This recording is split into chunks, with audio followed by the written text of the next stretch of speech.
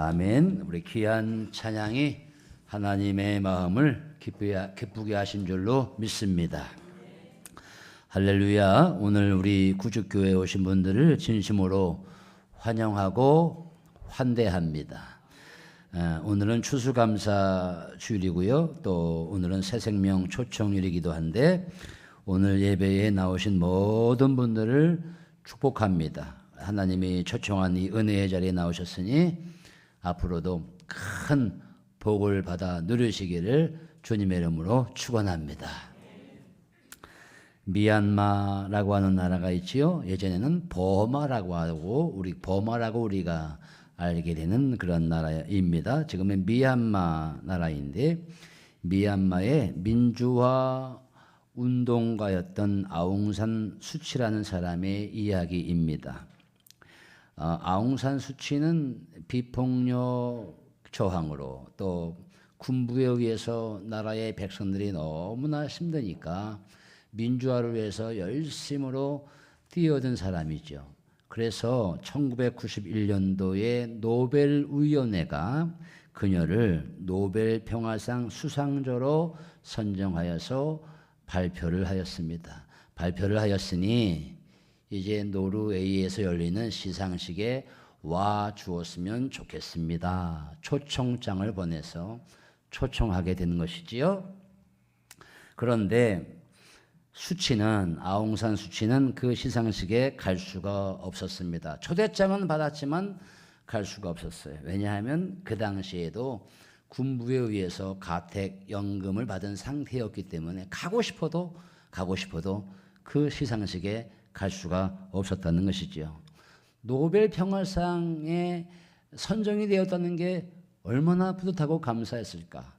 미국의 트럼프 대통령이 그렇게 노벨 평화상을 받길 원해서 북미 대화를 막 간절히 소원하고 그런다잖아요.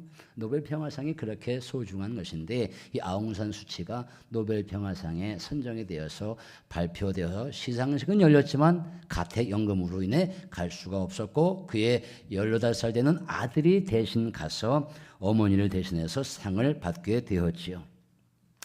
그로부터 아웅산 수치는 21년 후인 2012년이 되어서야 자유를 얻었고 2012년에 노르웨이의 시상식 무대에 서게 됩니다. 그녀는 때늦은 수상연설에서 이렇게 말을 합니다. 오랜 시간 저는 잊혀진 존재라고 느꼈습니다. 그러나 나의 노벨 평화상은 누군가가 나를 꼭 기억해 준다는 희망을 얻게 되었습니다. 누군가에게 내가 나를 기억해 준다는 그 희망이 있으니 얼마나 감사한지 알 수 없습니다. 여러분, 누군가로부터 초청을 받았다는 것은 너무나 기쁜 것이고 감사한 거예요. 오늘 이 자리에 우리 구주교회에 처음으로 나오신 분들 주님의 이름으로 정말 축복하고 환영하고 환대합니다. 나를 기억해 준다는 사람이 있다는 것에 감사함을 드리시기를 주님의 이름으로 축복합니다. 부고장을 받게 되면 결혼식 청첩장을 받게 되면은 너무나 부담이 돼요. 가을철 되면 너무나 부담이 돼요. 그래서 또 왔네 모바일 청첩장이 얼마나 우리가 힘들고 어렵습니까? 그런데 간혹 가다가 나만 쏙 빼고 청첩장이 돌려지고 나는 그 결혼식을 알지도 못할 때가 많아요. 그래서 오래만에 만났는데 왜 너는 서운하게 내 자녀 결혼식에 안 왔냐? 이렇게 물을 때 왜 나한테 안 보냈냐 청첩장을? 야, 너 나를 그렇게 생각해? 넌 나하고 너하고 관계가 이 정도야?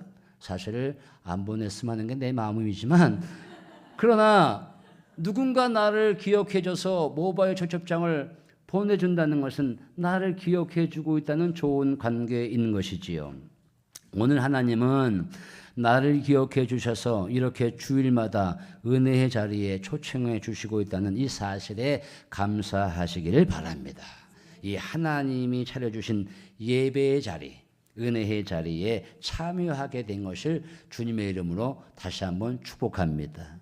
여러분 오늘 예배 마치고 올라가실 때에 식사를 하시게 되잖아요. 애찬을 우리 오륜여성교회가 맛있게 준비했습니다. 특히 새 가족을 위해서 맛있게 준비했으니 그냥 가지 마시고 꼭 올라오셔서 점심을 사시는데, 우리 교회 교인들은 먼저 오늘 새로운 분이 잘 앉아서 식사할 수 있도록 배려해 주시고, 손님이니까. 그러니까 보통 때 우리가 드시는 것처럼 밥만 먹는 그런 사람이 아니라 그 누군가가 오면은 잘 식사를 하고 계시나 안 하고 계시나 이렇게 둘러보는 그런 아름다운 교회가 되었으면 참 좋겠다, 그렇게 생각을 합니다. 은혜의 만찬자리지요.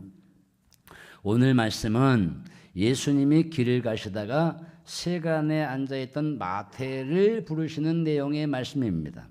예수님이 마태를 보고 나를 따르라 이렇게 말씀하신 거예요. 마태의 소개는 마가복음 2장에서는 알페오의 아들로 소개하고, 누가복음 5장에서는 레이라고 소개를 해놓고 있습니다. 그 마태가 세간에 앉아 있었던 것이요. 세간이라고 하는 것은 뭡니까? 세간은 세금 징수 업무를 보는 관청이지요. 우리말로 하면 국세청이기도 하고 세무소이기도 합니다. 우리 지금의 국세청과 세무소는 건물이 너무 좋지요. 아주 어리어리한 건물들로 관청이 되어 있습니다만, 그 당시에 세간이라고 하는 것은 사람이 지나가면서 볼 수 있는 그냥 가판대 같은 그런 세간이었을 거다. 아주 옛날이었기 때문에 그렇게 될 거다라고 우리가 추측을 해 보겠습니다. 세간에 앉아 있었으니 이 마태의 직업은 세리였구나를 우리가 알게 되지요. 여러분, 예수님은 지금 이 마태를 부르실 때 어디를 향해 지금 걸어가고 어디를 향해 지나가고 계셨느냐, 이 말씀을 우리가 잘 보셔야 됩니다. 오늘은 마태복음 9장 9절의 말씀 봅니다만, 그 말씀을 거슬러 올라가면 8장 14절의 말씀 보니까 이런 말씀이 나왔네요. 예수님께서 길을 가시다가 베드로의 장모가 열병을 알아 눕게 되었니, 예수님께서 그 베드로의 장모 집에 들어가서 열병을 앓고 있는 베드로의 장모의 손을 만지시니 그 열병이 떠나가더라. 이게 어디냐? 갈릴리 바닷가의 북서쪽에 있는 가버나움이라고 하는 동네입니다. 8장 23절의 말씀을 가보니까 예수님께서 배에 오르셨더니 제자들이 따라 올라왔어요. 갈릴리 바다에 배를 타고 이렇게 쭉 가는데 풍랑이 일고 그 파도가 배를 덮치니까 얼마나 무섭겠어요. 제자들이 말합니다. 주여 구원하소서, 우리가 여기서 죽게 되었나이다. 풍랑이 일어서 배가 뒤집힐 정도가 되니까 주여 우리를 구원하소서, 우리가 여기서 죽게 되었나이다. 그때 예수님께서 말씀하십니다. 믿음이 작은 자들아 왜 무서워하느냐. 믿음이 작은 자들아 왜 이것 가지고 무서워하느냐. 예수님은 고이 잠자고 계셨는데 깨어서 말씀하신 겁니다. 우리 이 믿음이 적은 자들아 왜 이 파도를 보고 무서워하느냐. 그래서 말씀으로 파도를 잔잔하게 하신 내용이 8장 23절의 말씀에 쭉 전개되고 있고요. 9장의 1절 말씀 보니까 예수님께서 배에 오르셔서 건너편에 가셔서 또 중풍병자를 고치시는 내용이 나옵니다. 제가 왜 이 말씀을 하느냐. 지금 예수님은 갈릴리 바다의 북서쪽 어딘가를 지나가시는 중인데 가버나움 동네를 중심으로 해서 대청호가 얼마나 넓습니까? 성경 말씀에는 갈릴리 바다 그러는데 갈릴리도 큰 호수입니다. 엄청나게 넓은 호수인데 갈릴리 바다의 북서쪽에 가버나움이라고 하는 동네가 있는데 예수님은 이 근처를 지나가시는 거지요. 여러분, 그 당시 세간은요 주로 어디에 있었냐? 나라와 나라를 통과하게 되는 관문, 경계 지역에 세간이 있었다는 거예요. 그래서 여행자들이 저 나라에서 이 나라로 건너올 때 그 관문을 통과하게 되잖아요. 경계 지역을 통과하게 되잖아요. 그런데 혹 불법 물건을 들고 들어오면 이 세리들이 이 세간에서 불법 물건이야? 그래서 세금을 아주 크게 부과하는 거예요.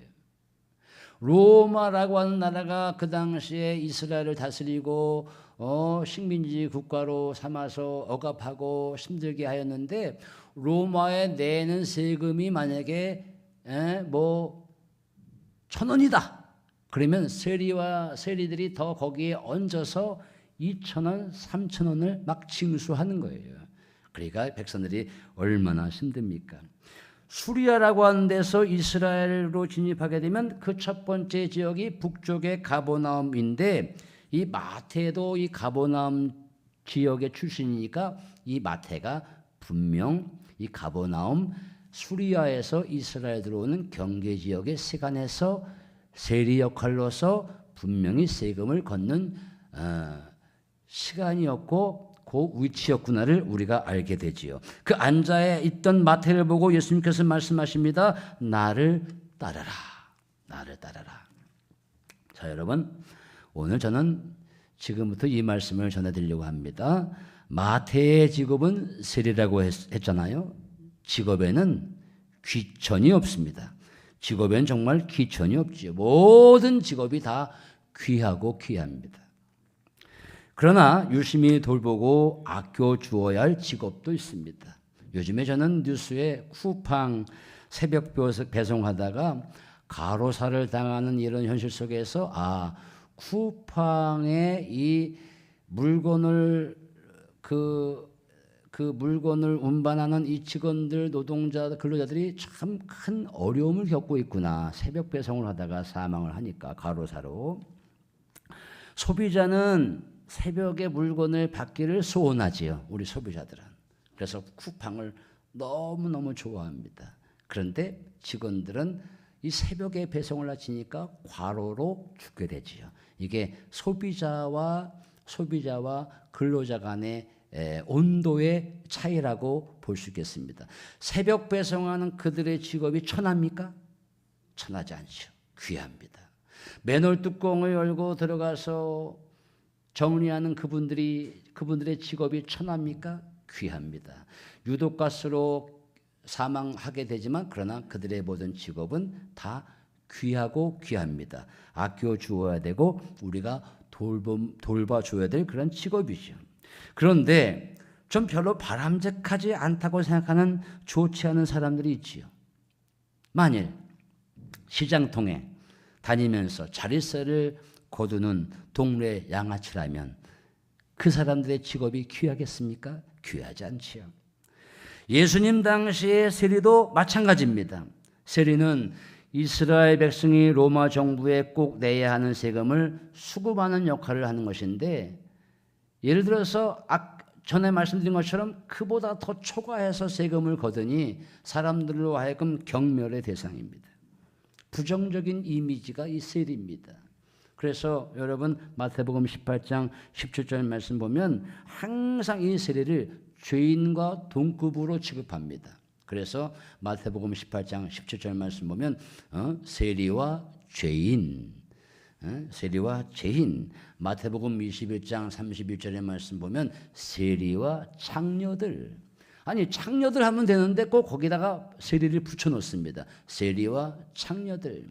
죄인들 하면 되는데 세리와 죄인들. 그러니까 세리가 그만큼 사람들로 하여금 경멸의 대상이고 사실상 부정적인 이미지의 직업이라는 거예요.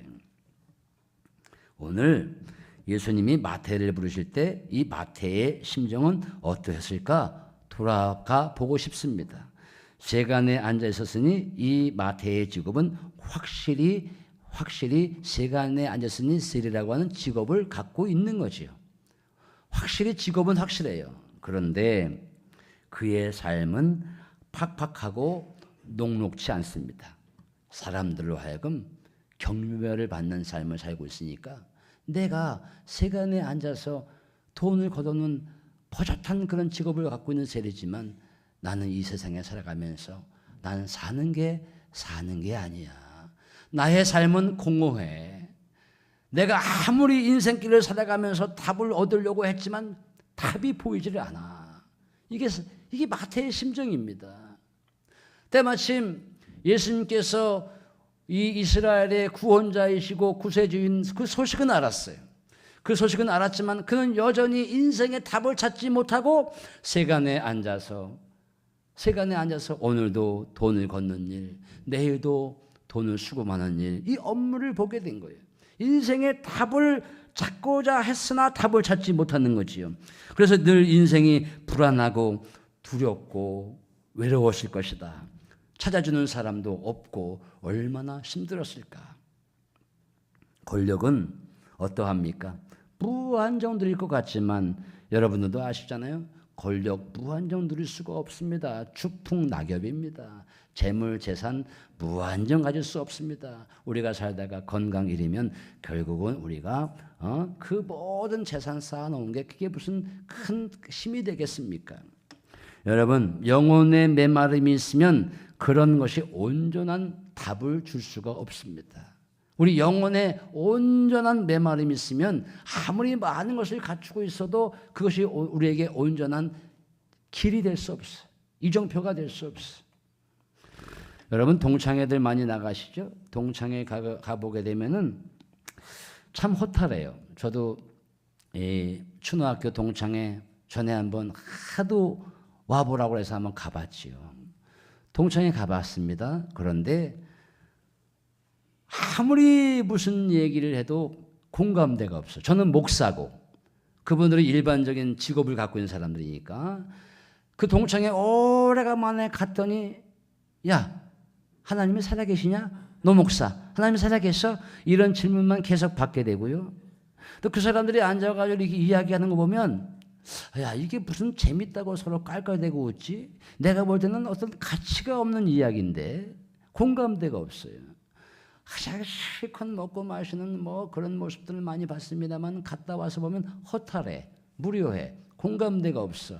저 사람들은 어떠한 가치로 인생길을 살아갈까? 제가 가만히 보면 인생의 진정한 답을 얻지 못하고 살아가는 사람들일 거다, 이런 생각을 해보게 되지요. 목적도 모른 채 삶의 진정한 답을 얻지 못하고 사는 그러한 시대에 우리가 살고 있지 않나 싶습니다. 요즘은요, 재미가 없으면 아무것도 하려고들 하지 않습니다. 재미가 있어야 그 현장에 가는 거예요. 재미가 없으면 가질 않습니다. 재미가 없으면 TV 채널도요, 우리 TV 채널이 얼마나 많습니까? 과거에 어르신들 TV 있어봤자 동양방송, 문화방송, 한국방송공사, KBS 3개밖에 없어요. 아무리 뭘 보고 싶어도 채널이 3개밖에 없는 거예요. 지금은 TV 채널이 100개 이상이에요. 지니TV는 아마 그거 다 가입하면은 238개래 TV 채널이. LGU 플러스에 가입해가지고 TV 채널을 찾으면 최대수의 TV 채널이 227개랍니다. 앉아가지고 계속 1번부터 해가지고 99번까지 쓰는 거야. 앉아가지고 뭐 재밌는 게 있나 없나. TV 채널이 3개면은 고작 3개 가운데 하나 보면 되거든요.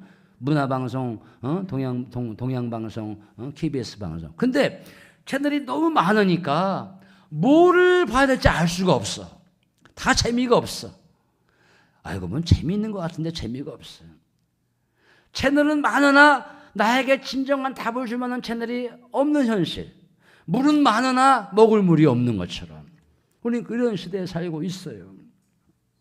여러분, 그러니까 우리가 뭘 좋아하냐? 먹방을 보면서 실증하는 걸 좋아하고, 그 사람이 먹는 게 있고 내가 먹는 거야 하면서 그거 보면서 좀 입을 쫙 벌리고 잘 먹는구나 하는 거예요. 교회도 마찬가지. 교회도 재미가 없으면 교회를 오려고 하지 않습니다. 코로나 시대에 거쳐서 온라인 방송이 시작되면서 더합니다. 그 교회 가면 재밌어요? 얼마 전에 전화가 왔습니다. 어떤 청년인데 전화가 왔어요. 그거 구죽교회죠? 제 핸드폰 번호 알려준 것도 아닌데 이상한 사람이 전화 왔어요. 교회 구죽교회죠? 네, 맞습니다. 거기 청년들이 몇 명이지요? 뭐 이렇게 많지는 않지만 그래도 재밌게 이거 청년들이 이제 구성되어 있습니다. 그런데 교회 가면 재밌어요? 교회 가면 재밌습니까? 이렇게 질문해요.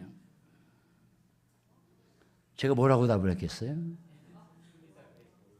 재밌다 와라. 일단은 뭘 어떻게 둘러대든지 얘기를 해야 될 거 아니에요. 재미가 없으면은 교회 오려고 그래 하잖아. 그리고 목사님들이나 우리 전도사님이나 부목사님이 많은 프로그램을 돌려가지고 재밌게 해가지고 우리 교회 재밌어, 예배의 시나리오도 막 재밌게 설교도 막 재밌게 그냥 고리타분하게 하면 성령만 계속 얘기하면 교회 안 온다니까. 그런 시대가 됐어요. 교회가 재미를 보려고 오는 게 아니잖아요. 원래 예수 믿고 구원받고 예수 믿고 천국 가려고 교회 오는 거잖아요. 근데 전부 다 양념만 우리가 바라보고 있어요. 양념만. 재미있나? 교회 가면 뭐 떨어지는 게 있나? 감동이 될 만한 어떤 뭔가 신나는 뭔가 기가 막힌 게 있나? 우리의 눈을 반짝반짝하게 하는 게 있나? 이거에 우리가 다 심취해 있는 거예요. 그런데 여러분, 물이 기체가 되려면 100도에서 끓잖아요. 기다려야 돼요. 신앙도 마찬가지입니다. 매달리고 인내하고 견디고 그래야 그 진리를 알게 되는 거잖아요. 우리 옛날 어르신들이 인내하고 견디고 그래서 문제가 생기면은 철야 예배하고 철야 기도하고 새벽에 나와서 기도하고 그 자리도 없는데 막 비집고 들어가가지고 기도원에 가서 주여 하면서 주님께 응답받으려고 얼마나 노력을 많이 했습니까? 얼마나 노력을 많이 했어요. 지금은 기다리려고 하질 않습니다. 빨리 나에게 재밌는 것 좀 줘라. 이런 시대에 우리가 빠져 있단 말이죠. 그러나 오늘 말씀합니다. 진정한 가치는 기다리고 인내하면서 주님의 놀라운 사랑을 받기를 간절히 소망하는 그 마음가짐이 있어야 되겠다. 할렐루야. 오늘 이렇게 말씀합니다. 예수님이 마태를 보고 나를 따르라 하시니 마태가 일어나 따르니라. 나를 따르라. 마태가 일어나 따랐어요. 엄청난 요 짧은 강역에 마태의 심적인 변화가 일어난 거죠. 내가 진정 따라가야 될 그 사람은 바로 이 예수님이다.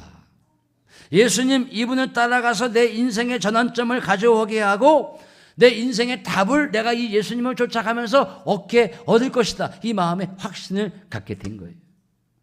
여러분, 오늘 인생의 답이 예수님께 있음을 확신하시기를 주님의 이름으로 축원합니다. 여러분, 내 삶의 미래와 또 내 삶의 안내를 책임질 분은 오직 하나님이심을 주님의 이름으로 믿으시기를 축원합니다. 여러분, 오늘 그래서 교회에 잘 나오셨습니다. 우리 모두 하나님의 초대에 아멘으로 응답하여 은혜의 만천에 기꺼이 응답하며 사는 성도가 되시기를 주님의 이름으로 축원합니다. 그래서 인생의 진정한 진리와 답을 하나님께 구하는 성도가 되시기를 주님의 이름으로 축원합니다.